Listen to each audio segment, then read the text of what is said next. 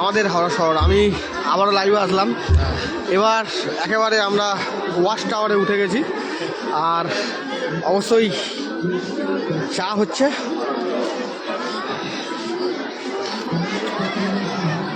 চা খেতে খেতে ভিডিও করছি। রাকেশ আছে, তোমাকে যাই। আর ওইখানটায় পাঁশকুড়া স্পেশাল চপ আমরা খেলাম, অনেক রকম চপ খেয়েছি, ভিডিও করেছি, দেখাবো আপনাদেরকে।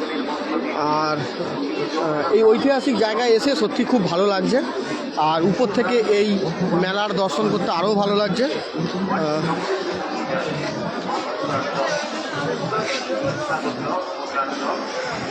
মাটির মানে বলে চা খেতে আরও ভালো লাগছে।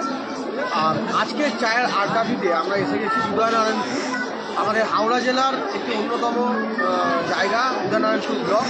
উদয়নারায়ণপুর ব্লক একটা প্রাকৃতিক পরিবেশে ঘেরা সুন্দর একটা জায়গা, সুন্দর একটা ব্লক বলা চলে। আর এইখানে কিছু কিছু জায়গায় ঐতিহাসিক অনেক নিদর্শন দেখতে পাওয়া যায়। তার মধ্যে অন্যতম হলো এই গড় ভবানীপুর, যেখানে আমরা দাঁড়িয়ে রয়েছি।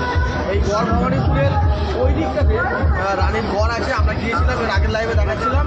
আর এইখানে বহু জায়গায় রয়েছে রানী ভবশঙ্করী দেবীর স্মৃতি বিজড়িত স্থান, আর তাকে কেন্দ্র করে এখানে একটা পর্যটন কেন্দ্র গড়ে উঠেছে, যেখানে এই মেলা হচ্ছে। এটা অন্য সময় একটা পর্যটন কেন্দ্র, এখানে অনেকেই আসেন, আর এখন এই সময় এখানে মেলা হচ্ছে। দেখতে পাচ্ছেন চারিপাশে মেলা, বহু মানুষ আসছেন। ওই দিকটা আলোকমালায় সাজানো গেট রয়েছে সুসজ্জিত, আর অবশ্যই নানান রকম জিনিস বিক্রি হচ্ছে, হস্তশিল্পের মেলা রয়েছে, অনেক রকম জিনিস রয়েছে। তো আমরা আপাতত এই ওয়াচ টাওয়ার যেটা রয়েছে, যেখান থেকে পুরো মাঠটা দেখতে পাওয়া যায়। আর এখানে দাঁড়িয়ে চা খেতে খেতে মেলার সমস্ত দৃশ্য দেখতে বেশ ভালো লাগছে। কিছুটা মুহূর্ত আপনাদের জন্য তুলে ধরলাম।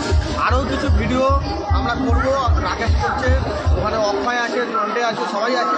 আমরা আজকে ডিসেম্বর মাসের শেষ শনিবার একটু উইকেন্ডে ঘুরতে এসেছি। বছরের শেষ শনিবারটা বেশ ভালোই কাটাচ্ছি। স্টপ করো নেবো দাদা, তুমি ওখানে দাঁড়াও।